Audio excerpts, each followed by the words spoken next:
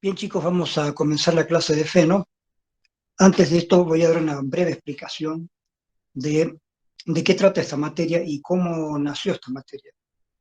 Esta materia se llamaba simplemente fenomenología. Habían la 1 y la 2, pero la fenomenología se concebía hace años, en la década del 60, 70, como una línea intermedia entre el psicoanálisis y el conductismo. Se suponía que el psicoanálisis y el conductismo eran las dos líneas más importantes de la psicología, especialmente en el área clínica. Digo especialmente porque también a veces se utilizaba la parte conductual o psicoanalítica para otros registros, para cuestiones educativas o incluso para cuestiones de psicología social, lo cual hoy en día está más discutido, porque ya el psicoanálisis a partir de Lacan es como una especie de ciencia aparte, digamos, ya no es aplicable en la psicología. Entonces, la fenomenología era la materia que reunía muchas teorías que no eran ni conductistas o reflexológicas ni psicoanalíticas. El psicoanálisis de los años 60 y hasta los 70 fue el psicoanálisis kleiniano, un psicoanálisis inglés. A partir de Melanie Klein se hizo un psicoanálisis diferente del psicoanálisis freudiano clásico. Los conceptos kleinianos fueron discutidos por Lacan y ahí empezó otro psicoanálisis. Entonces el psicoanálisis kleiniano era el psicoanálisis inglés. Ese es el psicoanálisis válido cuando muchos de nosotros estábamos en la carrera de psicología como estudiantes o profesores en los años 60, 70. Eh, pero luego el psicoanálisis lacaniano va a imponer otro tipo de teoría. Por otra parte, el conductismo a secas, el conductismo con índices pavlovianos, que todavía Pavlov estaba de moda también, eh, el conductismo de Watson, de Skinner, todavía eran más o menos útiles y se daban. Pero entre medio cabían muchas corrientes que no estaban en los extremos, corrientes existencialistas, corrientes que habían partido de la fenomenología, corrientes que tenían que ver con la teoría de la comunicación, de Palo Alto. Entonces todas estas corrientes entraron a formar parte de una línea media que era la fenomenología, psicología fenomenológica, ¿no es cierto? Y había la 1 y la 2 para hacer un criterio amplio. Yo di mucho tiempo psicología fenomenológica 1, después la 1 y la 2, y después solamente la 2. Soy titular de la Feno 2. Pero cuando yo daba psicología fenomenológica 1 y 2, yo había creado todo un programa que empezaba explicando con Husserl qué era la fenomenología y terminaba con las últimas horas de Ronald Lang, la antipsiquiatría, todo lo que había de fenómenos nuevos en materia de psicoterapia.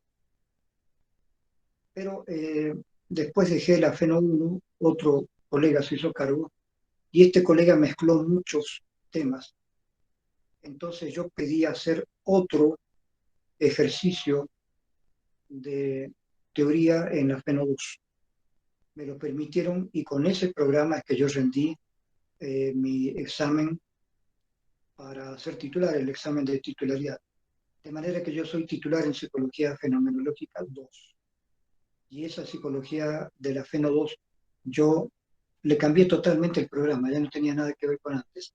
Porque este profesor que tomó la FENO 1 hizo una mezcla de la FENO 1 y la FENO 2. Yo le dije, ¿qué voy a dar yo si este profesor está mezclando todo? Entonces hizo una cosa totalmente nueva, novedosa para el momento. Y por las dudas, yo también fui capaz de crear una materia nueva que se llamaba Psicología Clínica Fenomenológica. Entonces yo dije, después de la FENO 1, vendrá bien un clínica, Psicología Clínica Fenomenológica. Y yo mientras tanto en la FENO 2 voy a dar otra cuestión. Después la clínica fenomenológica, que funcionaba muy bien, la cerraron para el cambio de plan de estudios Entonces quedó la Feno 1, que da los principios de la fenomenología, de Husserl, hasta Lange, y la Feno 2 que yo había hecho, que es, como ustedes lo van a ver, una materia que no tiene nada que ver con lo clínico ni con nada anterior.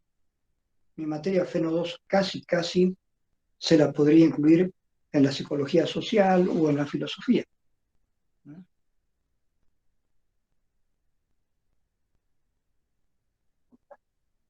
¿Cuál es el tema vinculante principal de la Feno 2? El futuro. ¿Qué futuro dirán ustedes? No importa, el futuro que haya cuando yo estoy dando las clases. Entonces, una cosa era hablar del futuro en los años 60, en los años 70. Hubieron muchas revistas, muchas publicaciones especulando el futuro. Todavía hay, pero el futuro ha ido cambiando también. La preocupación por el futuro cambia porque el futuro también cambia. Al cambiar el presente va cambiando también la vinculación con el futuro. Hay algunos libros que ustedes van a leer desde el principio que tienen que ver con esta preocupación. Uno de los principales es de Alvin Toffler, que todavía lo doy porque todavía es vigente Alvin Toffler, si bien él empezó a hacer en los años 60 sus primeros libros, 70 por ahí. Alvin Toffler hizo algunos primeros libros de sociología hasta que encontró el tema del futuro. Hizo el libro El shock del futuro. Después hizo La tercera ola, que es el que vamos a ver nosotros, ¿sí? Y después hizo varios libros más donde él encara los problemas de la economía, la guerra. ¿Cuál es el punto central de Alvin Toffler? Las computadoras, la cibernética, la informática. Ese es el nudo central. Alvin Toffler dice, si esto continúa, el presente y el futuro que a nosotros nos importa, va a ser un futuro informático, un futuro con computadoras, con ordenadores. Ese futuro es muy diferente de lo que hemos visto antes. Por lo tanto, esto va a cambiar a la humanidad. Y la gente que no sepa usar computadoras va a ser la gente analfabeta del futuro. Así como alguna vez se creó el lenguaje escrito y hubo gente que no fue capaz de leer y escribir, quedó a un costado de la historia. Así ahora con las computadoras habrá gente que si no sabe manejar bien las computadoras y toda la cuestión, yo soy uno de los que no manejo mucho, a pesar de que el tema me gusta, esa gente va a quedar también fuera de la historia. Actualmente hay mucha gente fuera de la historia. Hay mucha gente que no podría hacer esta comunicación que yo veo con ustedes ahora porque tiene miedo a manejar cualquier aparato, aunque sea un celular. Mucha gente vieja como yo, más vieja que yo, tienen miedo de usar, muchos, no todos, pero tienen miedo de usar los aparatos electrónicos, temen usar la computadora, el celular, no saben cómo usarlo, prefieren escribir a mano o a máquina de escribir. Entonces, Alvin Toffler tenía razón. Pero ¿cuál era la pretensión de Toffler? Eh, Toffler era de izquierda, la izquierda posible en Estados Unidos en los años 60.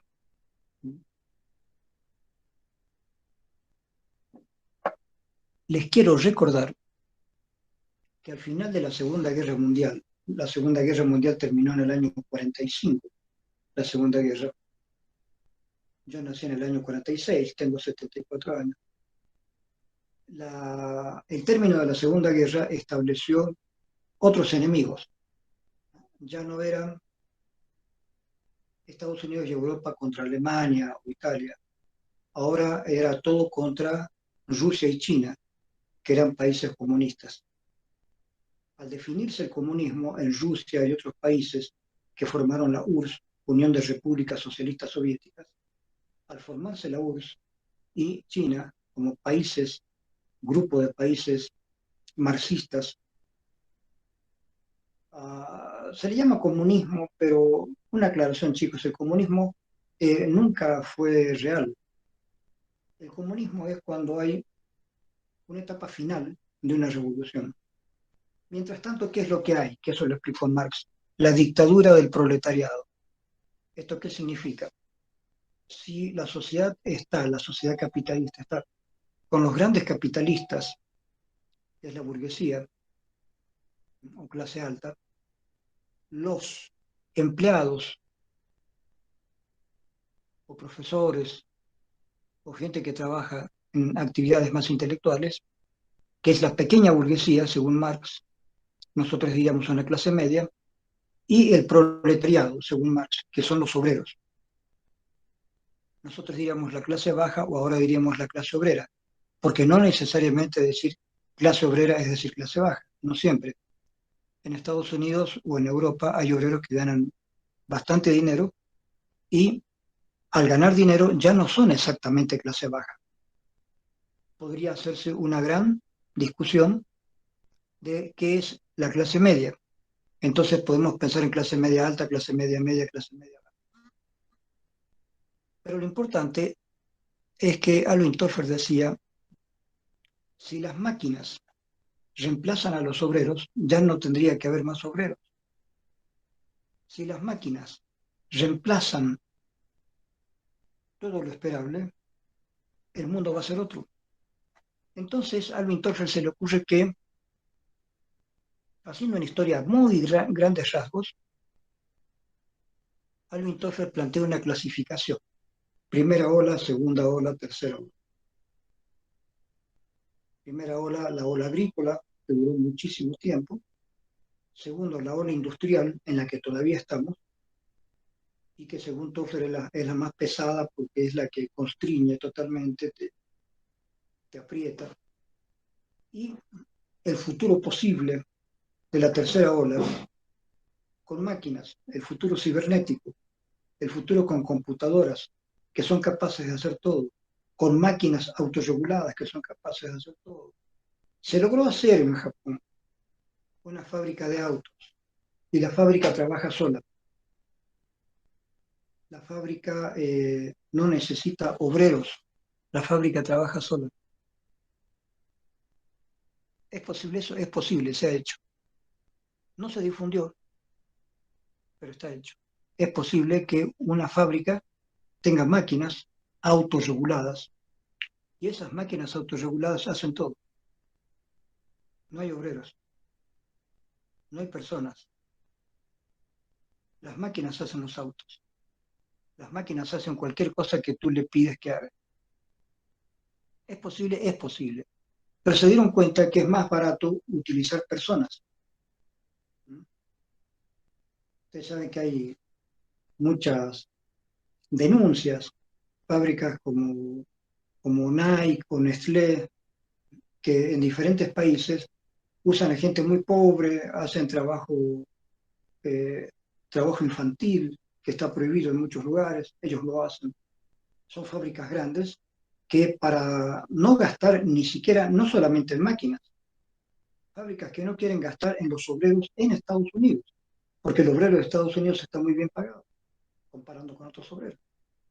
Entonces, para no pagar esos obreros, hay fábricas como Nike o Nestlé que tienen partes de su fábrica en otros países. Entonces, en otros países hacen trabajar a la gente más pobre, más pobre. Los explotan,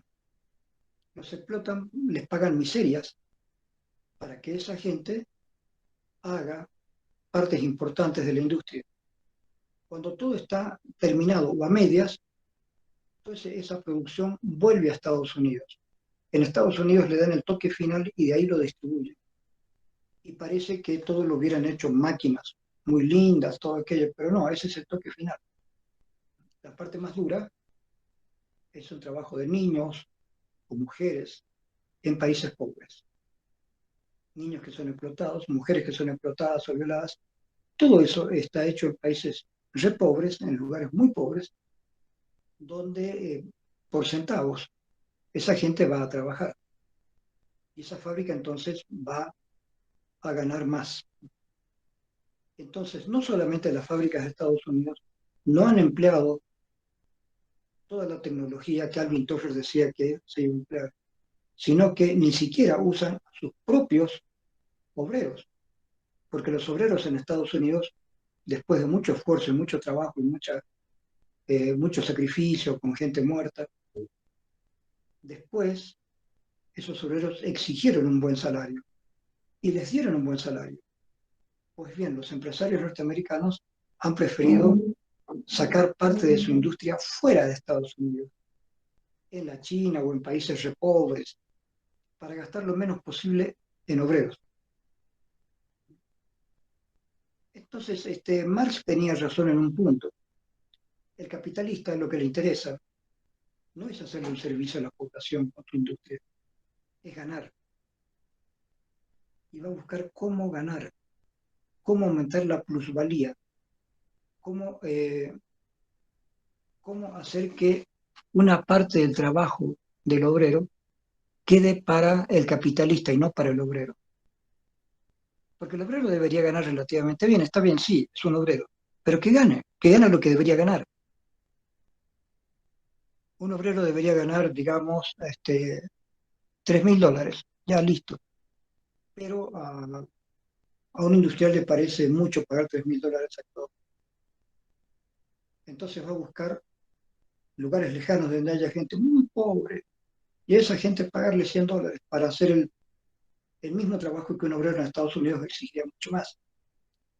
Porque el obrero, al ser obrero, va a exigir obras sociales, etcétera, etcétera. Entonces el capitalista saca sus capitales fuera, invierte en países pobres y hacen trabajar a la gente pobre por miserias, cuando podrían usar la tecnología y que no hayan más elementos de destrucción del ser humano. Con la tecnología que tenemos, todo se podría hacer de manera automática. Todo. Es más, los mismos obreros que trabajan podrían trabajar en las máquinas desde su casa, sin horarios, sin horarios, sin un patrón que te esté vigilando. Así debería ser. Por ejemplo, mis clases yo las debería grabar y que queden grabadas.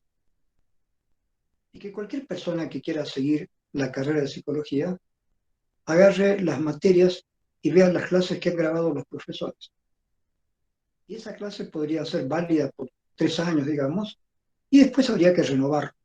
Entonces el profesor hace una nueva grabación para que se actualice. Y la pregunta es, ¿cuánto le pagarían al profesor si solamente va a grabar y no va a dar las clases? ¿Le pagarían una miseria? No. Deberían pagarle lo mismo y hacer que ese profesor haga investigaciones y que esas investigaciones se publiquen y que esas publicaciones sean parte de la cátedra. Eso es lo que se debería hacer. No lo hacen.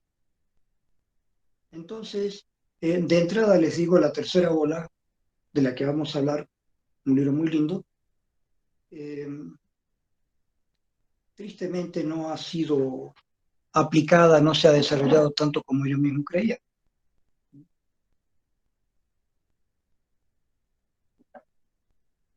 Ojo, no es como se podría pensar la historia del fracaso de Alvin Toffler. El fracaso es de la humanidad.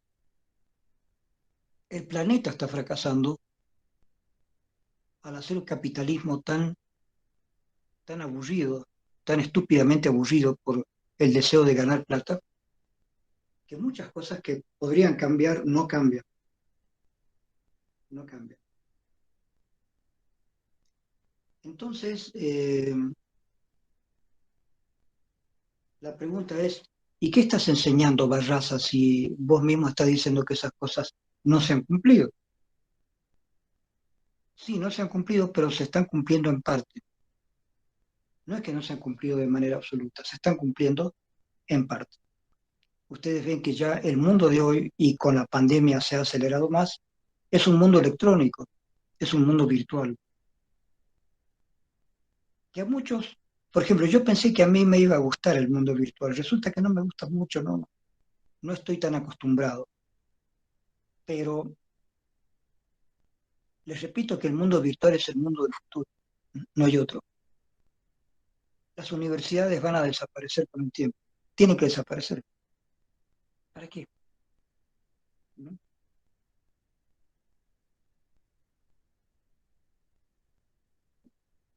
Dime, ¿para qué le vas a pagar a profesores si fuera solamente para dar clases? No, tienes que pagarles para que investiguen y produzcan, que eso se hace en muchos países. En Europa los docentes no están puro dando clases. Los mejores docentes allá en Europa, o en Estados Unidos, o inclusive en la Argentina, en México, tienen que hacer investigaciones. Y es la producción intelectual la que justifica que esa persona sea docente. No es el dar clase. Porque en un futuro, como les digo, ya mismo, todos podríamos dar clases por Internet. Las clases deberían estar grabadas.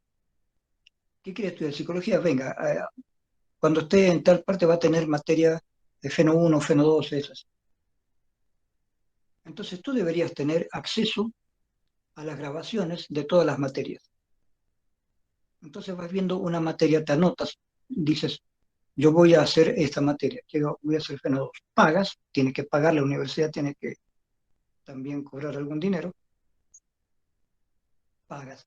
Yo voy a pagar ahora por la Feno 2. Entonces pagas la Feno 2 y te encuentras con todas las lecciones de Mario Barras por internet. Tú puedes estar en tu cama acostado, puedes estar en una piscina, donde quieras. Y puedes chequear mi clase. Listo. ¿Para qué tendrías que ir a una hora determinada, a un lugar determinado, sentarse en unos asientos determinados que son duros y que al final te quedas con tu cola dura al final de un día de clases? ¿Para qué? Además, si justo a esa hora tú tienes otra cosa que hacer, te pierdes la clase. O si hace mucho calor y no quisieras estar ahí, te tienes que ir y perder la clase, o te tienes que quedar dormido en la clase, lo cual también sucede. Entonces el mundo electrónico es un mundo hermoso si se lo aplica, y si se lo aplica bien. Este es el fondo de la tercera ola. La primera ola, la ola agrícola, es una ola primitiva, donde la gente simplemente produce para comer. Es una ola enorme que abarca desde los primeros seres humanos que hicieron la agricultura. Ojo, la agricultura ya es una evolución. Cuidado que piensen que la agricultura es propia solamente de pueblos primitivos. No, los pueblos primitivos son aquellos que no conocían ni la escritura, así que la agricultura ya es una primera ciencia, una primera tecnología. Saber qué alimentos sembrarlos, cómo los vas a sembrar, cómo los vas a cuidar, cómo los vas a cosechar.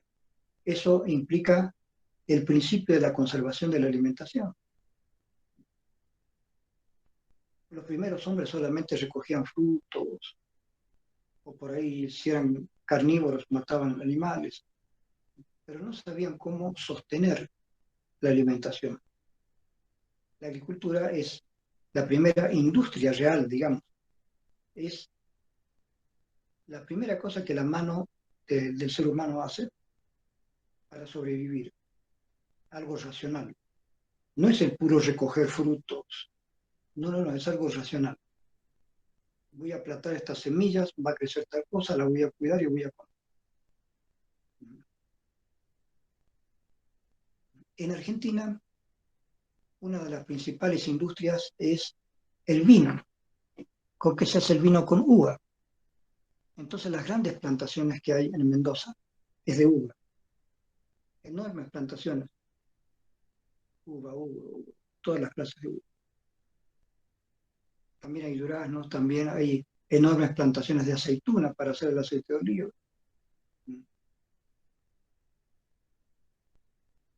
Es curioso, las aceitunas también se les dice olivas. Una aceituna es una oliva. Cuando tú haces algo a partir de esa oliva o de esa aceituna, si la llamas aceituna, el producto de eso se llama aceite, ¿no es cierto?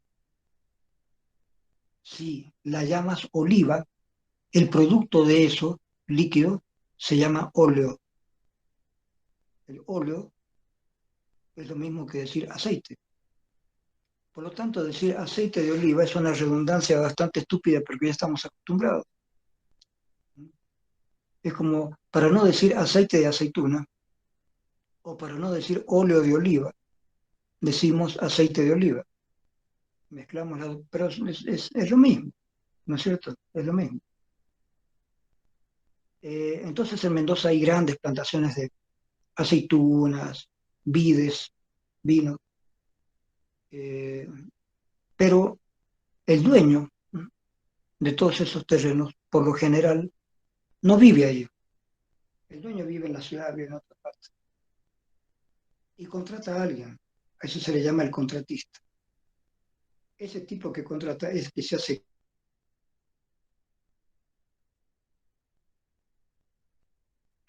cargo de toda la producción de uvas y el vino. Él se hace cargo de eso. Entonces comparte con el dueño de la tierra. El dueño de la tierra le paga a esta persona para que él se haga cargo. Y él se hace cargo. A esta persona, el contratista, así como se hace cargo de todo, este, también tiene una parte para él y él produce todo. Produce todas las verduras que necesita, produce jamón para él, hace una serie de industrias alimenticias para él y para su familia. Le está permitido. Y esa gente industriosa, que originalmente es gente que vino de Italia o de España, ¿sí? O de Turquía o de diferentes lugares, que inmigraron a la Argentina, esa gente industriosa es la que ha dado ideas y mucho impulso para las industrias de alimentos en la Argentina.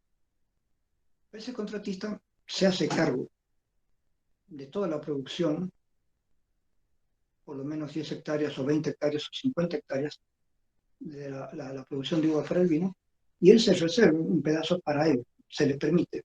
Y en ese pedazo para él, él siembra, planta, hace todo, tiene todo lo que necesita.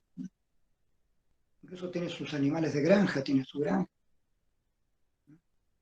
Entonces, la gente se ha ido acomodando a formas de sobrevivir. Esto no tendría por qué desaparecer, pero la crítica de Alvin Toffler es a lo que él llama la segunda ola, que fue la ola industrial. Porque esa ola industrial es la industria cuadriculada, horarios, la fábrica, lugares específicos, un trabajo específico. Lo más grave, digamos, de la segunda ola está dado muy bien en un film de Charles Chaplin. ¿Sí? Si ustedes alguna vez han visto las películas cortitas así de Chaplin, bueno, pero Chaplin hizo algunas películas largas también. Y hay varias películas donde Chaplin critica justamente esa segunda ola que decía Alvin Toffler, la era industrial. Ustedes saben cómo es la industria clásica. Hay lo que se llama una cinta de producción donde, digamos, un motor, aparece la base del motor y va pasando, y hay una persona que, digamos, lo único que tiene que hacer es poner 4 tornillos. No hace más nada. Pasa el motor, pone 4 tornillos. Pasa otra vez el motor a través de una banda así que va funcionando.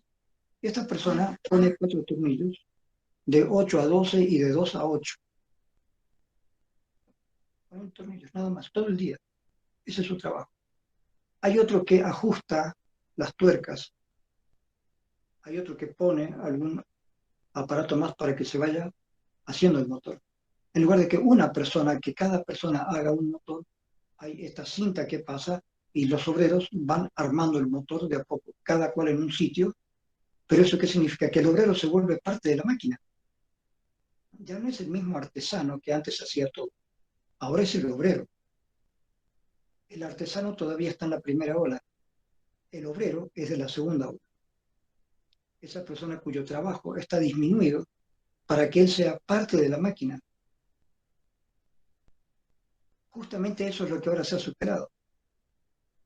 Con la cibernética, con la informática, con toda la electrónica nueva, se pueden construir máquinas que lo hacen todo. No necesitas obreros. Hay máquinas que producen máquinas, hay máquinas que producen autos, hay máquinas que producen lo que tú quieras. Se puede, ya se ha hecho, hay pruebas. Se puede hacer una fábrica sin obreros. Se puede. Pero no lo hacen porque los capitalistas no quieren gastar. Quieren, para ellos es prohibido tener gastos de lo que sea. Pero esa es la segunda ola. Vamos a estudiar en el libro La tercera ola de Alvin Toffler, especialmente qué pasa con la segunda ola en la que estamos viviendo todavía y cómo sería el paso a la tercera ola. Hay un par de libros más que yo quiero que lean sobre previsiones sobre el futuro. Hay un libro de un argentino, lo vamos a ver, después vamos a ver los nombres, que tienen que ver con el futuro próximo, el más próximo. Y hay otro profesor judío que ha hecho muchas obras, lo van a ver también en internet, en conferencias, todo eso. Yo les voy a pasar después toda la bibliografía. Eh, este profesor judío ha producido varios libros. En realidad este judío es historiador, no es un futurista, es un historiador. Pero a través de la historia ha llegado a mostrar cómo ha evolucionado el ser humano y qué nos espera para después, qué más nos espera. Entonces, sus libros son interesantísimos por las discusiones que se promueven. Él dice, por ejemplo, van a haber robots, que esto es algo que yo vengo diciendo desde hace muchos años, van a haber robots, y los robots van a hacer todo. No hay necesidad de hacer nada. Dice él, una de las profesiones que posiblemente desaparezca en el futuro es la profesión de médico. Un robot puede ser médico, un robot puede diagnosticar. Lo que no puede hacer un robot es lo que hace una enfermera, porque la enfermera agarra al enfermo, lo da vuelta. Eh, el trabajo de la enfermera es más complicado, es un proceso manual, complicado a veces.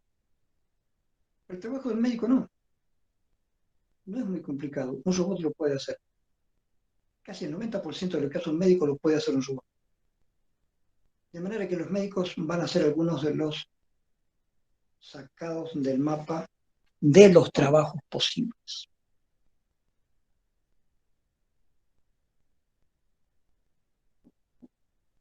Hay muchos trabajos que van a desaparecer, porque los van a hacer las máquinas, los robots. Ahora, cuando uno dice robot, uno se imagina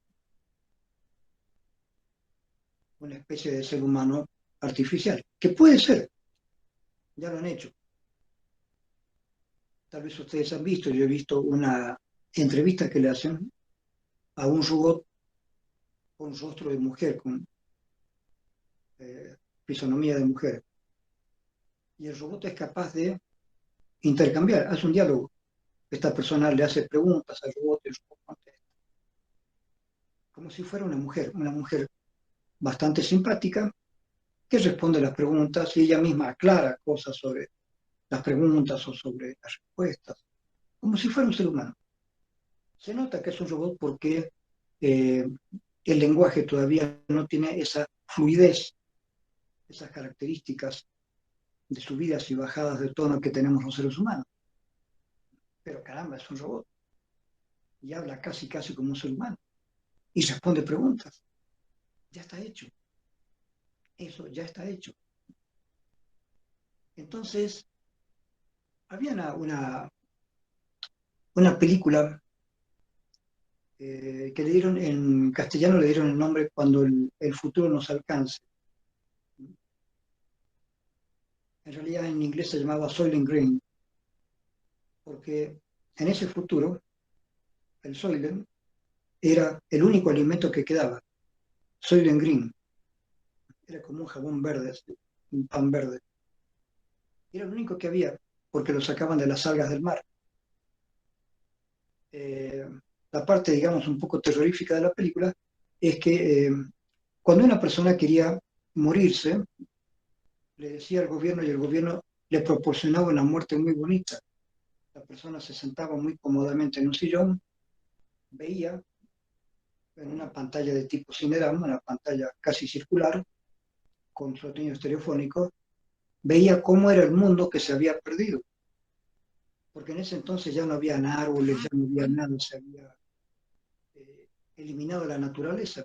Entonces esa persona veía el mundo, le ponían una inyección, con esa inyección la persona iba a morir lentamente. La persona moría tranquila viendo cómo era el mundo antes. Y muere. Y cuando muere el gobierno se hace cargo de su cadáver y se lo lleva. Entonces hay un profesor muy querido para alguien que elige esta forma de muerte. No quiere ya vivir ahí en ese futuro. Entonces va y va, asesina. Pero este alumno se queda atrás del profesor y espía. Y va viendo a dónde llevan el cadáver. Y claro, la conclusión de la película es interesante porque los cadáveres iban a formar parte del Soylent Green. Es decir, que en ese futuro hasta las algas habían desaparecido y solamente la gente comía una barra que la hacían con los muertos. Cuando la gente moría la transformaban en esa barra de alimentación. Por eso la película se llamaba Soylent Green, pero el título que le dieron en castellano es bonito, dice cuando el futuro nos alcance. Ahora yo creo que el futuro ya nos alcanzó. Por eso mi materia ahora ya no es una materia sobre, ah, chicos, es posible que pase esto. No, ya está pasando. Por eso mi materia en algunos momentos va a tener el carácter de urgencia. Esto está pasando y no sabemos qué más va a pasar. Hay un tipo que se llama Elon Musk, ustedes deben haber sabido de él. Él ha financiado un cohete a Marte, está financiando todo. Y está financiando también algo que yo también lo pensé hace muchos años atrás y lo dije en las primeras clases de Feno 2. Eh, la posibilidad de que nosotros tengamos un chip en el cerebro que nos ayude a muchas cosas. Imagínense, chicos, si con un chip en el cerebro ustedes pudieran ya tener toda la carrera de psicología en su cerebro. Digamos que demorara mucho la información, que es imposible, pero digamos que ustedes ven una película. Cuando terminan de ver la película, están interesados viendo la película, pero mientras tanto se les ha puesto un chip y se le va cargando al chip toda la carrera de psicología. Terminas de ver la película y ya sabes toda la carrera de psicología. Toda la información de la carrera de psicología, toda la información. Ya está en el cerebro.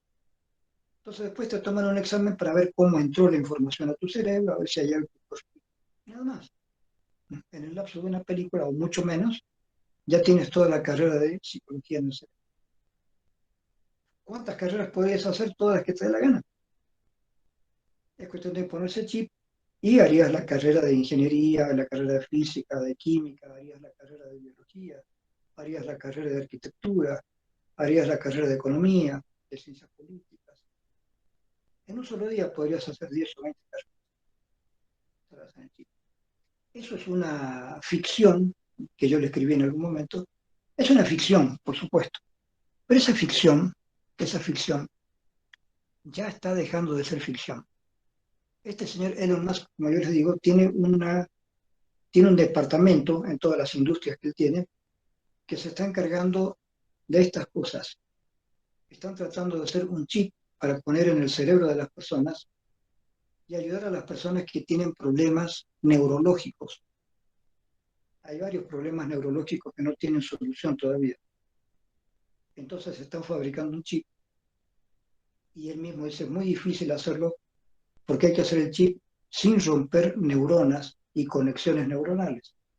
Entonces el chip debe tener también algunas líneas, ¿sí?, de comunicación tan finas, tan finas, que de ninguna manera dañe las neuronas y las conexiones, ¿no es cierto? Las conexiones neuronales. Porque en esas conexiones neuronales es como funciona el cerebro. Si lo logra, este señor está haciendo esa investigación, si lo logra, hay muchas enfermedades de origen neurológico que se podrían curar. por primera vez. Desaparecerían esos problemas neurológicos. Desde la epilepsia hasta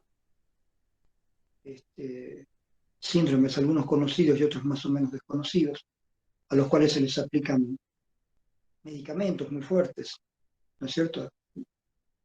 No solamente la epilepsia, hay otros problemas neurológicos que incluyen temblores, parálisis de partes del cuerpo, el Alzheimer, todos esos problemas neurológicos podrían resolverse con la introducción de esos chips.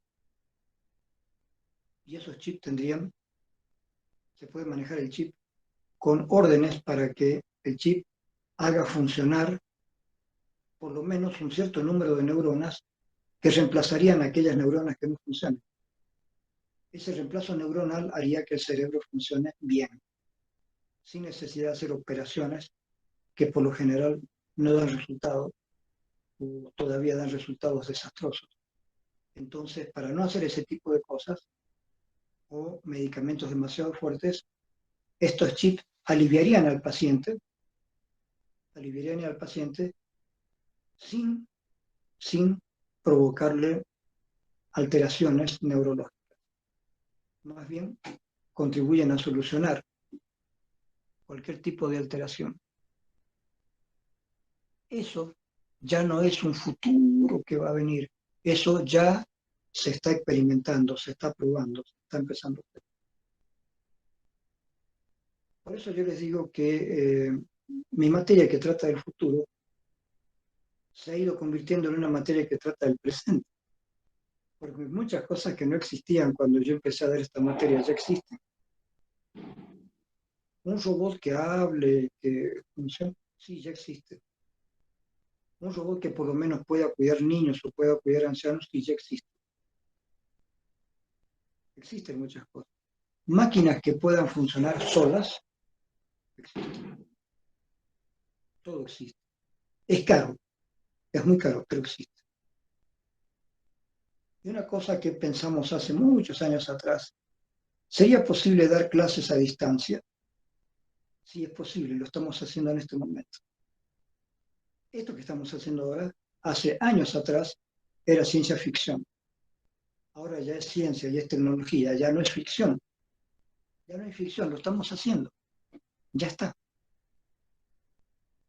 Por lo tanto, mi clase se vuelve más complicada cada vez mi materia, porque es una materia del futuro, en un futuro que está llegando cada vez más rápido.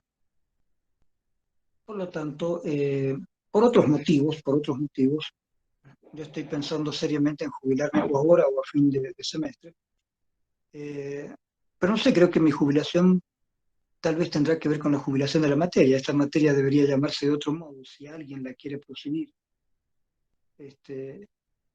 Yo aconsejaría varios modos de que se pueda llamar, pero la acotación es a las cuestiones científicas y tecnológicas. La tecnología está avanzando muchísimo, muchísimo. Más de lo que muchos de nosotros creíamos en los años 60 y 70. Y eso que en los años 60 y 60 y 70 había muchas revistas, había mucha producción intelectual sobre tecnología, el avance hacia el futuro. Existía mucha producción. Pero toda esa producción que hemos leído ha quedado a un lado. Una gran parte de la ciencia ficción que hemos leído en los años 50, 60, 70 se acabó. Ahora hay otra ciencia ficción a partir de lo que ahora hay, ¿no? Atreverse a pensar, y esto ya hay una novela sobre esto, que le hicieron película también, atreverse a pensar que a través de un aparato nosotros podríamos atravesar un agujero de gusano o un agujero negro y pasar a otra parte del universo, eso ya se está pensando cada vez más seriamente. Se han escrito novelas, cuentos, se han hecho películas sobre esto, pero, pero ya está, ya está. Vamos a hablar en esta clase también de literatura, de cine, de música, vamos a hablar de muchas cosas. Terminada esa primera parte, que son teorías y alocuciones acerca del futuro que se nos está viniendo encima, va a haber una segunda parte de la materia. Esa segunda parte es un tema que se llama posmodernismo, posmodernidad y posmodernismo. Este tema es muy discutible, por supuesto. Hay algunas personas que no creen que existe el posmodernismo, porque los que han hecho esas teorías no sirven para nada. Pero yo soy de los que piensa que sí estamos en la posmodernidad. Para eso tendremos que tener clases para ver qué es la modernidad. ¿A qué le llamamos la modernidad? ¿A qué le llamamos el modernismo? ¿Y a qué le llamamos entonces la posmodernidad o el posmodernismo? Aquello que viene después. ¿Y qué es ese después? Ahí nos vamos a referir especialmente a cuestiones de arte y literatura, especialmente. Y algo de cine tal vez. Entonces, no nos vamos a quedar en la parte filosófica, que la vamos a plantear, pero después de la parte filosófica vamos a ver la parte artística, literaria, para que ustedes tengan una visión de, así como la ciencia y la tecnología están avanzando, en un sentido, la literatura, el arte también se transforman. Tal vez la gran pregunta es, después de esa transformación, ¿qué? Hay mucha gente que no quiere escuchar hablar de posmodernismo,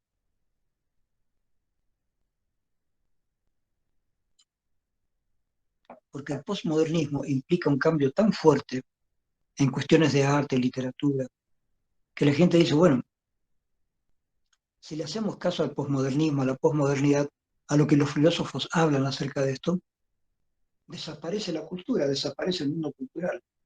Pero no, vamos a explicar cómo no desaparece. Lo que sí va a desaparecer son ciertas formas políticas, ciertas formas de pensar, ciertas formas de hacer arte. Todo eso ya está cambiando y va a seguir cambiando. ¿Sí? La modernidad ha sido un plan, ha sido una teoría y ha sido una realidad a partir de la Revolución Francesa en adelante. Digamos que si la Edad Media y toda la parte anterior funcionó como una cuestión de principios religiosos, donde todo estaba encarado como místico, lo religioso, las creencias, la aparición de la ciencia y la tecnología va a cambiar. Entonces ahí viene la modernidad. Justamente quiero que presten atención a que la modernidad o el modernismo, vamos a explicar las diferencias, pero la semejanza en esto, es el mismo planteo que hace el Winterfeld de lo que él llama la segunda ola.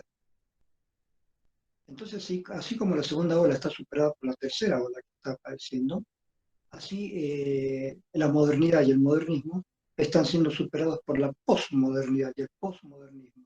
Estamos en eso ahora. Estamos en la tercera ola del Winterfeld, estamos en la posmodernidad, ¿sí?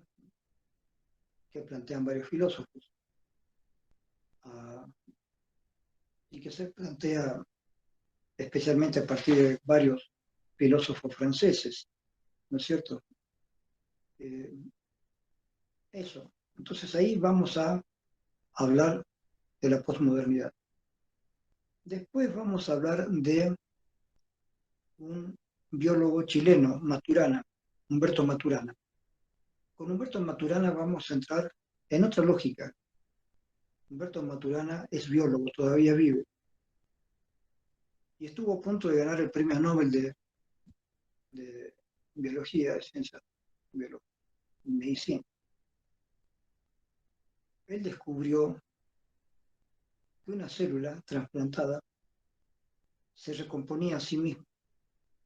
Es decir, que hasta las células tienen la posibilidad de autorregenerarse.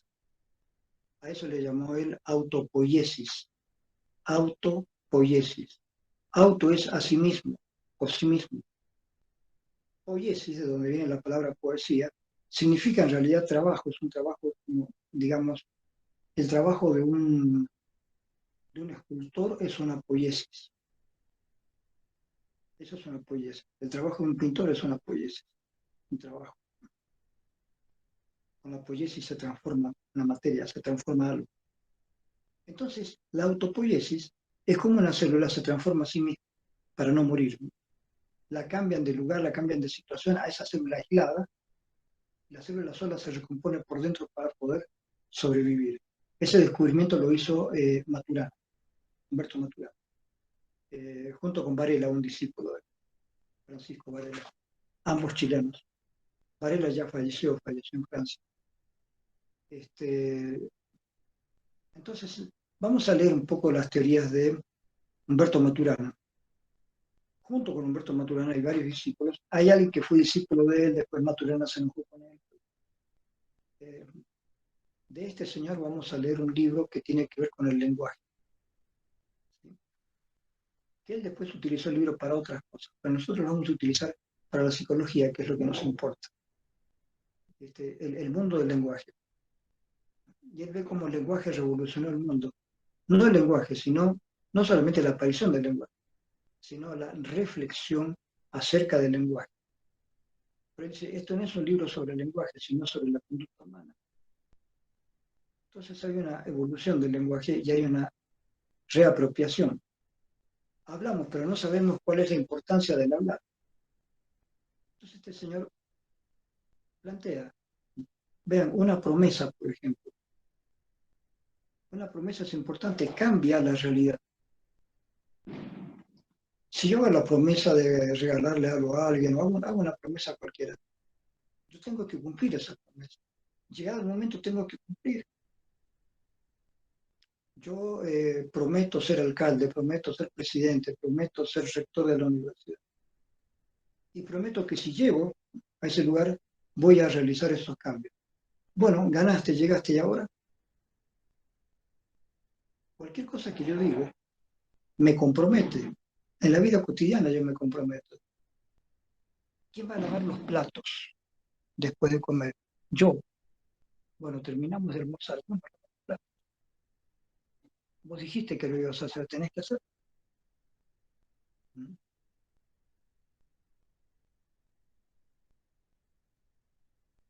Las promesas nos comprometen, los juramentos nos comprometen. Yo juro que voy a defender a mi patria. Bueno, yo en la guerra, bueno, tenés que ir a defender a tu patria. No me gustan las guerras. Ah, no importa, vos hiciste una promesa pública de que si había algún peligro vos ibas a defender a tu patria. Así que hiciste esa promesa, te comprometiste, así que aquí tienes un arma y anda a defender tu patria. Lo dijiste, te comprometiste. Ah, no, me arrepiento. Ah, bueno, entonces quiere decir que tu palabra no vale. Y es muy grave que se diga a una persona que su palabra no vale. Porque aunque esa persona prometa algo, después ya nadie le va a creer. Y una persona en la cual los demás no creen es una persona aislada del medio social. Se lo ve como un mentiroso, un estafador. De manera que hablar compromete. Entonces vamos a leer ese libro sobre el lenguaje que está inscrito también más o menos en la línea posmoderna, en la posmodernidad. Cuando terminemos de ver eso, posmodernidad, Maturana, este, por último vamos a ver un librito de Varela sobre la ética. La ética. Ética y acción se llama. Es un libro pequeño, pero quiero que lo veamos. Porque al final de todo esto que vamos a hablar, de la transformación de la sociedad, queda la ética. ¿Quién tiene ética para hacer las cosas que tiene que hacer? ¿Y cómo entendemos la ética? ¿La ética es portarse bien? No. Es portarse bien según un ejercicio que yo tengo para no hacerle daño a nadie, para empezar. Ese ejercicio yo lo haré como crea que tengo que hacer. Haré meditación, haré oración, haré algún tipo de ejercitación que me permita transformarme en una persona creíble, en una persona creíble. Y es muy importante ser una persona creíble. Ustedes están estudiando psicología. ¿Qué pasa si ustedes son psicólogos y trabajan mal y te conviertes en una persona no creíble? No vas a tener más pacientes nunca más. Si no, esta persona no hace lo que debería hacer. Es un embustero, esta persona es un mentiroso, es un aprovechador, es un estafador. La persona se queda sin pacientes. ¿Qué es la ética? La ética, además, no es portarse bien. Eso es la moral. La moral proviene de la palabra latina mores, que significa costumbre. Entonces la moral es lo que se acostumbra. En cambio, la ética viene de una palabra también latina, pero de origen griego, ethos, que significa conducta. No costumbre, sino conducta. Esto apunta más a lo individual, porque la costumbre es la costumbre de todos, la costumbre gregaria, la costumbre de toda la sociedad. Esas costumbres después se hacen leyes, y esas leyes hay que cumplirlas. Eso es la moral, la costumbre. La ética es individual. Y mediante la ética yo puedo oponerme a la moral del momento. Por ejemplo, yo puedo decir, las mujeres tienen los mismos derechos a ganar el mismo sueldo que el hombre. No porque la mujer vaya a tener un hijo, debe tener un sueldo diferente. Porque es así. A las mujeres les pagan menos en todas las empresas. ¿Por qué? Porque hay el peligro de que la mujer se embarace y tenga un hijo. Entonces, durante todo el periodo más fuerte de embarazo y parto, la alimentación del bebé, en ese periodo la mujer tiene derecho a faltar y hay que pagarle igual.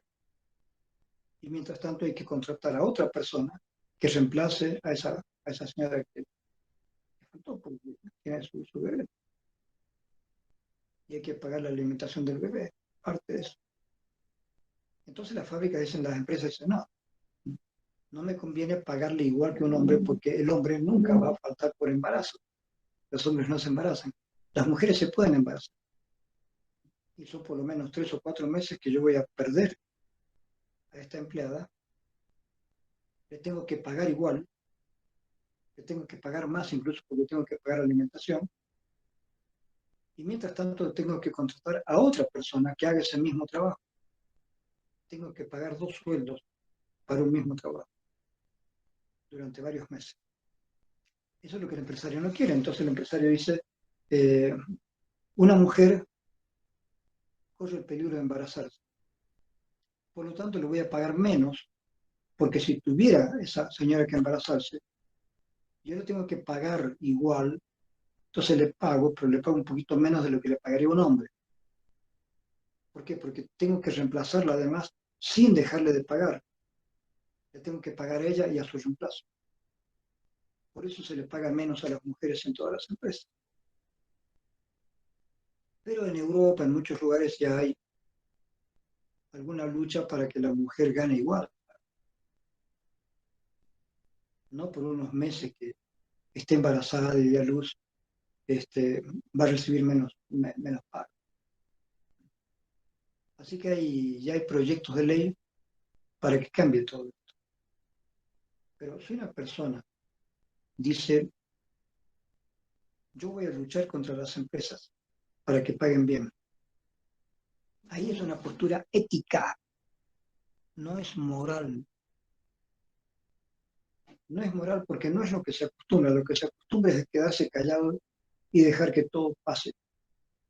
Entonces lo que quiere el gobierno, lo que quieren los empresarios, lo que quieren las personas que tienen poder, eso nomás se hace. Antes las iglesias tenían el poder político. Por eso la palabra moral es una palabra muy ligada a lo religioso. Moral es la costumbre. Moral no es lo bueno. Moral es portarse bien según cierto estilo en una sociedad. Pero por más estilo que haya en una sociedad, yo puedo pensar diferente. Obviamente, me voy a chocar con la ley. Por ejemplo, a alguien se le podría ocurrir, ¿por qué no podemos andar desnudos si queremos? Hace calor y yo quiero andar desnudo, me cansa estar con ropa, con cualquier ropa. Señor, usted no puede andar desnudo. Sí, quiero andar desnudo, voy a ir desnudo por la calle. Una mujer dice, sí, yo también voy a andar desnudo por la calle. Si estas personas van desnudas, va a ir la policía, los va a abrigar con algo, los va a llevar a la cárcel y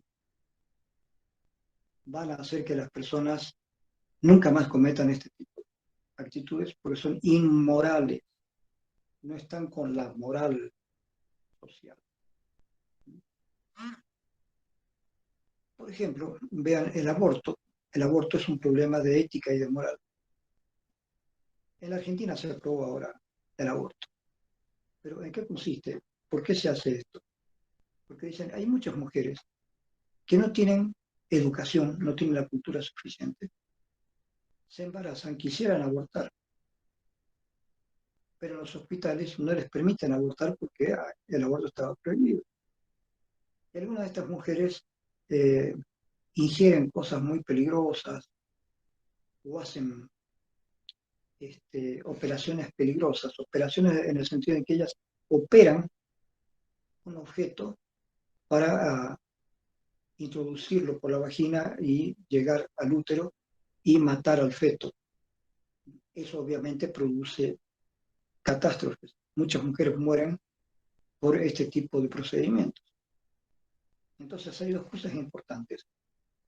Aceptar el aborto legalmente y la educación sexual, para que las mujeres sepan cómo prevenir el embarazo, no tener que hacer ese aborto casero además.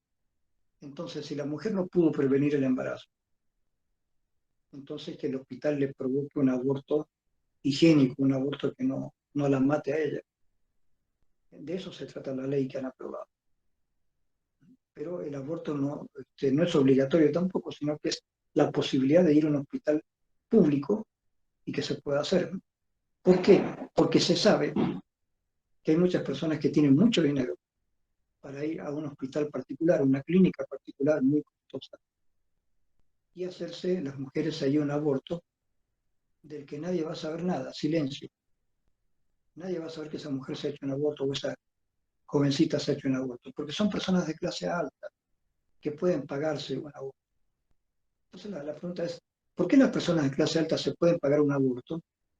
Sabemos que es un aborto clandestino, pero muy higiénico, porque está hecho en un hospital de alta, una clínica de mucha categoría. Y las personas pobres, las mujeres pobres, ni siquiera les permiten ir a un hospital general para hacerles el aborto, sino que les obligan a que tengan su hijo. Entonces ahí está, ley del aborto, es un tema para discutir bastante, pero ahí tienen un problema entre ética y moral. La moral dice eso no se debe hacer desde el punto de vista religioso, pero la misma Iglesia Católica, hace siglos atrás, permitía hasta cierto punto el aborto. Es decir, si han pasado solamente tantas semanas, entonces ahí no hay todavía un ser vivo espiritual, solamente se está formando un cuerpo apenas. Entonces se puede abortar.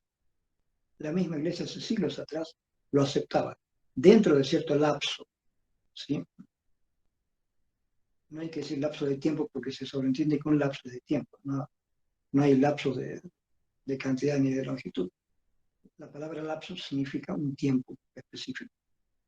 Entonces, la iglesia lo permitía. Decía, si esto se hace dentro de las, no sé, tantas semanas, se puede, después ya no, porque ahí entra el alma, hay una formación del alma. Pero después la iglesia declinó esto y la iglesia dice, no hay aborto y se acabó. Así que en cada época hay dificultades. Ayer fue el Día de la Mujer, pero no es el Día de la Mujer así nomás, es el día de la lucha de la mujer para obtener un buen estatus social. Si a la mujer le pagan menos, si a la mujer la hacen trabajar más, si a la mujer no le respetan sus derechos como mujer, si las mujeres pueden ser perseguidas, violadas, y no hay justicia para esto. Entonces, hay todo un movimiento femenino que viene desde hace mucho tiempo funcionando, luchando para que la mujer tenga mejores condiciones de vida y que tenga un tratamiento igualitario con el hombre. ¿Por qué el hombre va a tener derechos y la mujer no? Por lo tanto, los movimientos feministas o los movimientos por los niños o por los animales, por las áreas verdes, estos son los nuevos movimientos éticos de la sociedad. Hay ética, sí hay ética. Hay ética en aquellas personas que quieren mejorar la vida de la sociedad en general. Sócrates, por ejemplo, dijo, es necesario filosofar, estudiar la sabiduría, ser sabio, para ver cómo uno se puede conducir y que no hayan otras personas que te convenzan, sino que tú tengas un pensamiento propio a partir de hacer funcionar tu mente. ¿Qué decía Sócrates? Hay que hacer funcionar la mente. Nada más decía. No estaba diciendo una cosa extraordinaria, pero dijo, hay que hacer funcionar la mente. Pero eso significaba que si un jovencito, haciendo funcionar su mente, se daba cuenta que ir a una guerra era estúpido, iba así, no quiero ir a la guerra. Eso no le convenía al gobierno. A ningún gobierno en ninguna época le ha convenido que los jóvenes no quieran ir a la guerra. ¿Cómo vas a guerrear con otro país? Entonces le dijeron a Sócrates, vea, si usted insiste con esto, se va a meter en problemas. Y Sócrates insistió y lo condenaron a muerte. Pero como eran muy finos los griegos de esa época, a una persona que era de la clase social alta, que era un ciudadano, no era un esclavo, dijeron, bueno, aquí está este veneno en la cicuta, cuando usted quiera, se lo toma y listo. Eso tiene que hacer. Está condenado a muerte. Entonces los amigos de Platón, perdón, de Sócrates, lo rodean, charlan con él. A Sócrates da sus últimas enseñanzas. Platón está ahí. Y le dicen a Sócrates, Sócrates, puedes escapar. Nosotros te ayudamos a escapar, no tienes por qué morir. Tenemos un barco ya esperando. Hay dos versiones.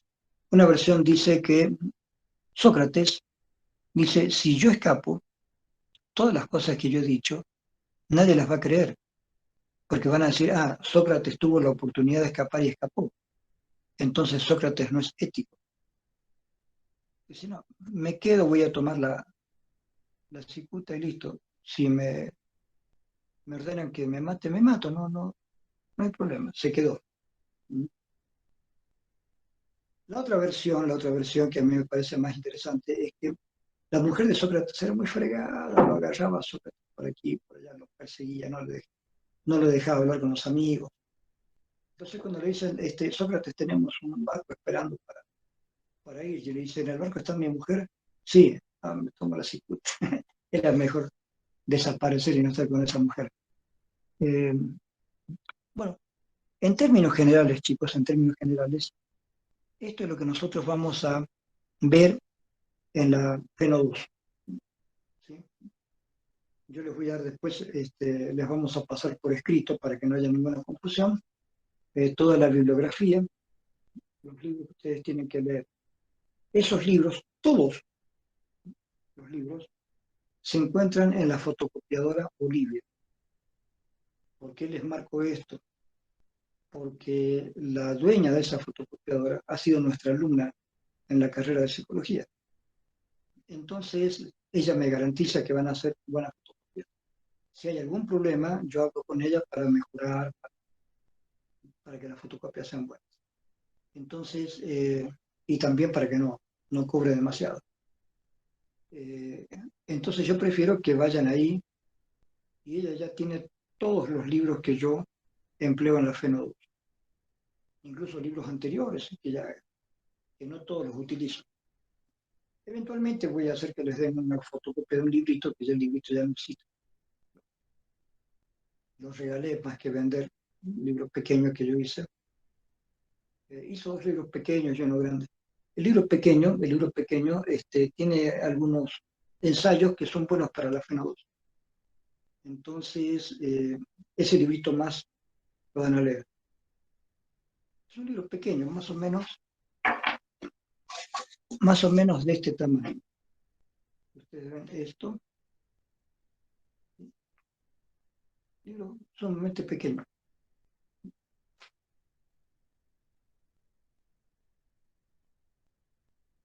Sumamente pequeño. Este libro tiene poemitas, el otro libro que yo he hecho es de ensayos.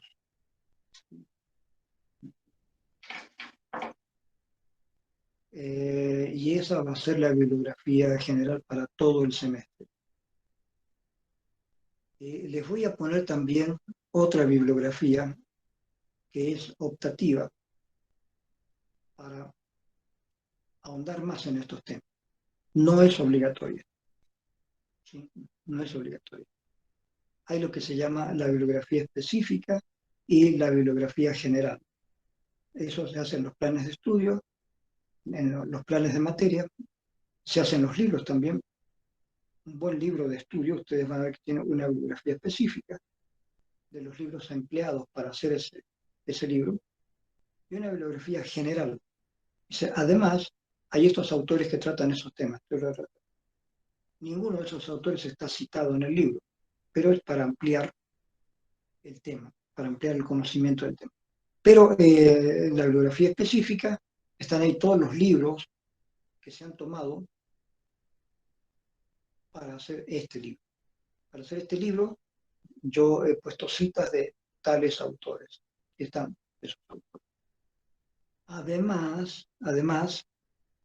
Eh, además, todo eso está en el plan. El plan global lo estamos pasando ya a la información de la dirección académica.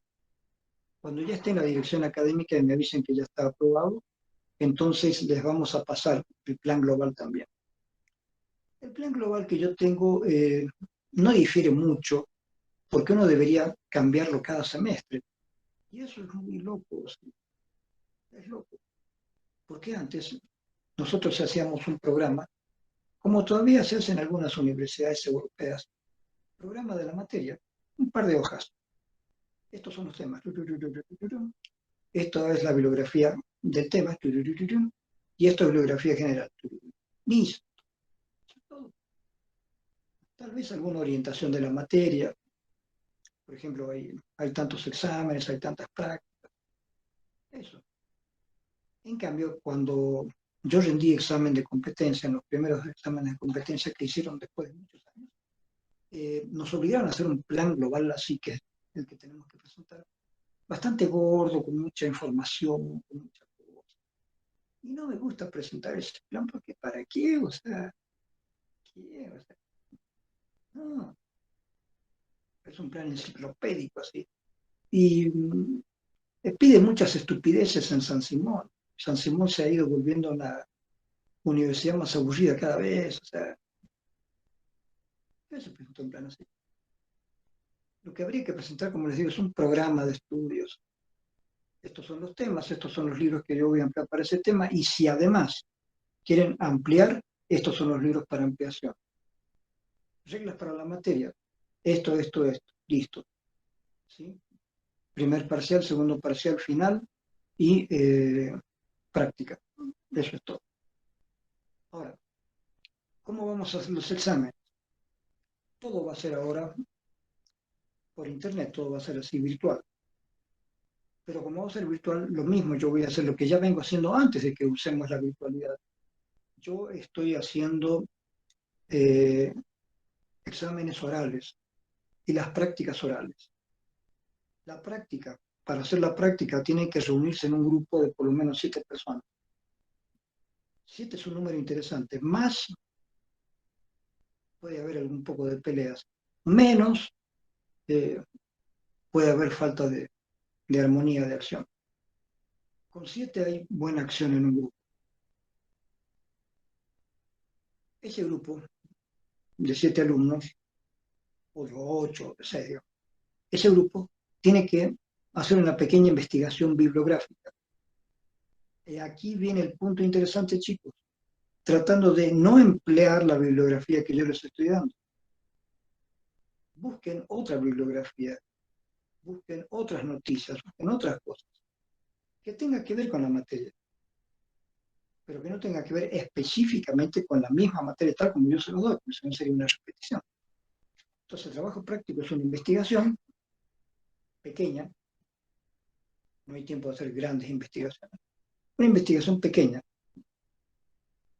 y ustedes hacen un cuadro general. Ese cuadro lo vamos a poner en pantalla. Cuando rinda el grupo, ponemos en pantalla el esquema que ha hecho el grupo, un cuadro o varios cuadros que van explicando lo que ellos están exponiendo. Terminan de exponer, yo les hago preguntas y ahí es la aprobación de la parte práctica. Es un solo trabajo. Antes les pedía dos. Un solo trabajo, ¿sí? Que va a servir para las dos notas. Y dos parciales y un final. Vamos a tomar un parcial que va a valer por dos. Y el final. ¿Por qué? Por razones de tiempo. El hecho de dar la materia de forma virtual hace que la gente se canse mucho más. Es más difícil estar atento. Entonces, y además que a veces es mucha gente. Por lo tanto, les voy a pedir un trabajo práctico de semestre y uno final, ¿sí? No un trabajo, no tiene que ser trabajo, un solo trabajo. Y van a rendir dos parciales en uno y un examen final. De manera que son tres evaluaciones. Primero, los dos parciales en uno.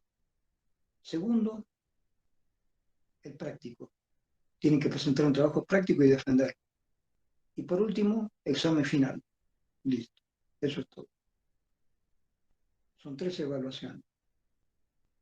Primera evaluación, exámenes. Segunda evaluación, trabajo práctico. Última evaluación, final.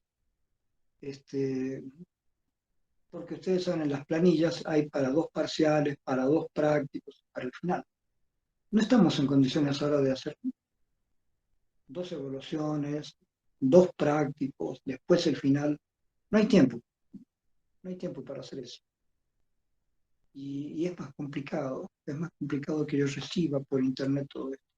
Por lo menos en la forma en que estamos utilizando el internet ahora es más complicado. Yo creo que si seguimos utilizando el internet y encontramos formas mucho más saludables de poder utilizarlo, eh, ahí yo creo que va a ser interesante. Pero todavía es un poquito complicado tanto para los docentes como para los alumnos, ¿sí? Eh, Hay muchos alumnos que se han quejado a veces de las clases, de la evaluación, porque yo entiendo que este método virtual a algunas personas les gusta y a otras no. Es entendible, nunca hemos utilizado ese método. Eh, una persona tiene que estar en su casa escuchando al docente y a lo mejor en su casa hay un cumpleaños o hay gente trabajando, tiene cosas. Entonces parece que de pronto, como no estamos en el ambiente de la universidad, que es un ambiente neutro, que es solamente para estudiar. Bueno, sin embargo, en los últimos años, en San Simón, hay mucho ruido en las clases. No sé si ustedes recuerdan que había mucho ruido, ¿no? La gente habla mucho en San Simón. Hay mucho barullo. Eh, Les vamos a dar fechas, porque las fechas me las da a mí la dirección de carrera. La dirección de carrera dice de tal fecha a tal fecha son los exámenes. Entonces, junto con ustedes vamos a hacer la fecha. Es decir, en este lapso tenemos que hacer el primer parcial. Entonces podemos tener unos 3 días de discusión a ver cuál día lo hacemos. Puede ser este día o este día. y elegimos un día para el examen, elegimos un día para presentar los trabajos prácticos, elegimos un día para el final, que no puede ser muy lejos antes de que se terminen las clases. Bueno, eso es todo. Sí, mi materia es muy amplia, pero con el tiempo yo la he reducido a temas importantes y la he reducido a algunos libros importantes, algunos textos básicos. Lo importante en mi materia, más que los libros, es la discusión que podamos tener de los temas. Por supuesto que es más difícil la discusión virtual, pero es posible. Es posible que ustedes hagan preguntas y que yo pueda dar algunas respuestas. Eh, es más linda la clase en físico, por supuesto, estar ahí en la clase presencial, ¿no es cierto? En la clase presencial estamos todos juntos y ahí discutimos las cosas. Pero a nivel virtual es un poquito difícil, todavía no estamos acostumbrados a esto. Eh, se pueden hacer preguntas, se pueden hacer discusiones libres en la clase. Yo les voy a dar clases donde les voy a decir, bueno, a partir de ahora, diálogo y dialogamos. Porque una clase así de un par de horas solamente hablando el docente es aburrido, bien aburrido.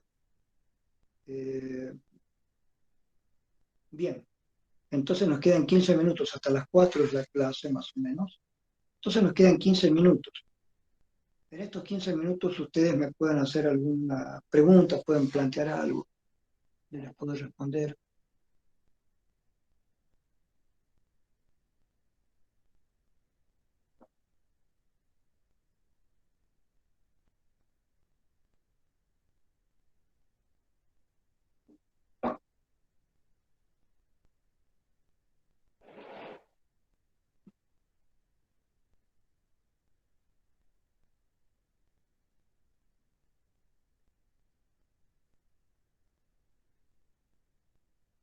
Yo he ido respondiendo algunas preguntas que me han hecho por escrito recién.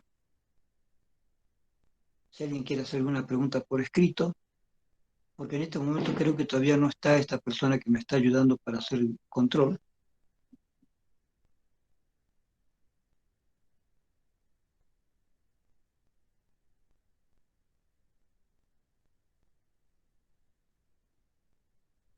No sé si se escuchará, pero yo vivo en la misma cuadra de la Corte Electoral y hay gente haciendo bulla aquí con petardos, cohetes.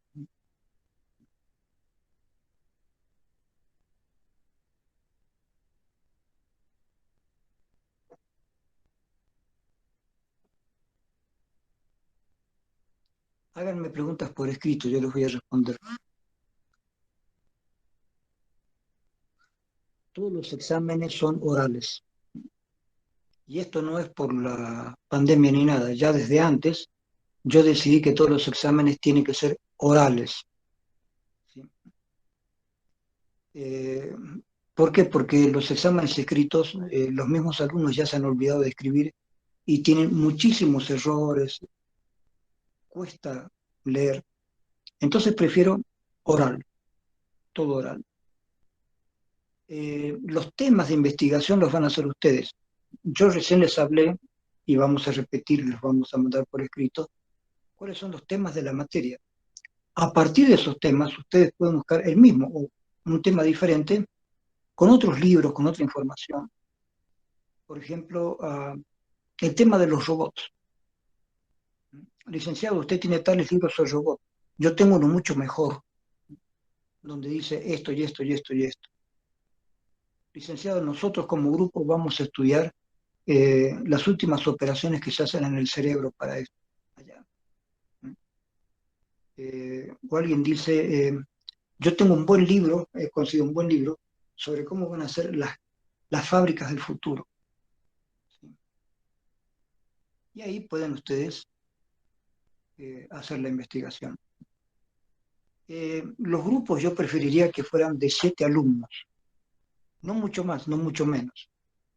En lugar de 7 podrían ser 6, 5, no, no menos de 5. o podrían ser 8 o 9, no más de 9. Un grupo de 9 alumnos ya es un grupo donde van a haber peleas y el grupo se puede dividir en dos. Un grupo con menos de 7 alumnos es un grupo que puede desaparecer, porque es suficiente con que uno no trabaje y los demás ya no trabajen. Entonces el número 7 es un número así, no milagroso, no es un número místico ni nada, pero es un número interesante donde hay interacción. Además es interesante que no sea un grupo par, un número par. Si yo les pido un grupo de 4 personas, estos dos se van a juntar y estos dos se van a juntar. Y entonces va a haber algún problema. Si hay un grupo de 6, se juntan 3 contra 3. Sucede. Si alguno de ustedes también es mi alumno o ha sido mi alumno en psicología social, acuérdense el capítulo de formación de grupos y líderes. Los grupos se pueden dividir también. Y se dividen más rápido si hay grupos parejos de 4 o de 6 o de 8. Por eso yo prefiero que el grupo sea no parejo. El tema de trabajo sí es cualquier tema, pero que tenga que ver con la materia. Es decir, ¿qué procesos culturales, sociales, industriales son los que están produciendo un cambio en la humanidad? ¿Hasta qué punto la humanidad está cambiando por esto? ¿Hasta qué punto hay cambios interesantes en la cultura? Si a ustedes les gusta el cine, me pueden hacer un trabajo sobre cine. Profesor, antes el cine estaba para producir la emoción, una pantalla enorme que te abarca casi todo el cine y sonido estereofónico que rodea todo. Eso se llamaba cinerama. Ahora ya no hay mucho cinerama, seguramente porque es muy caro hacer esta clase de espectáculos en cinerama. Eh, pero ahora hay bastante sonido estereofónico y hay mucho más que antes un uso para mí ya excesivo de computadora, es decir, casi todas las películas últimas que han venido para niños con estos personajes que eran de historieta, eh, para hacerlo más mágico todo, hay un uso inmoderado de la computación dentro del cine. Entonces los seres vuelan, van por acá, desaparecen, hay explosiones, hay un movimiento muy burdo, a veces demasiado rápido, con mucho sonido. Entonces, a mí francamente no me gusta. He visto esto porque a veces he tenido que ir familiares, sobrinos, pero esa clase de películas no me gusta.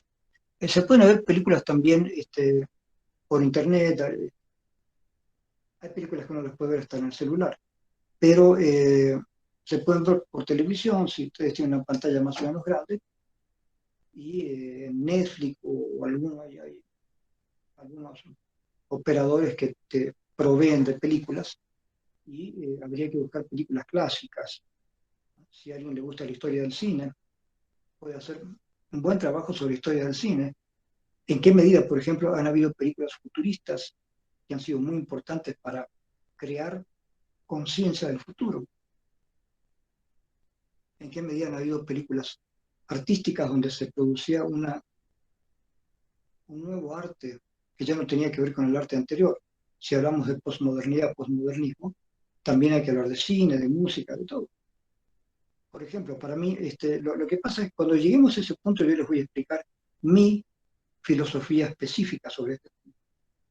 Porque para mí la posmodernidad empieza mucho antes, en un periodo en que para otros eso todavía sigue siendo la modernidad. No, para mí no. Para mí desde el principio del siglo XX, ya con Picasso, con Drian, con Salvador Dalí, con todos ellos, ya está empezando una posmodernidad. Entonces ahí se puede hacer un trabajo interesante sobre arte. Desde Picasso en adelante se puede hablar, para mí, ya de posmodernismo. Mario, vamos dando la clase, por favor. Muy bien. Entonces, chicos, hemos hablado sobre el tema general de la FENO 2. Les he dicho que la bibliografía la pueden encontrar en la fotocopiadora Bolivia, está todo allí. Les vamos a enviar la bibliografía. Ustedes tienen acceso también les vamos a poner un sitio donde está el plan global. Así que toda la información ya, a partir de esta semana, ya les vamos a ir proporcionando la información.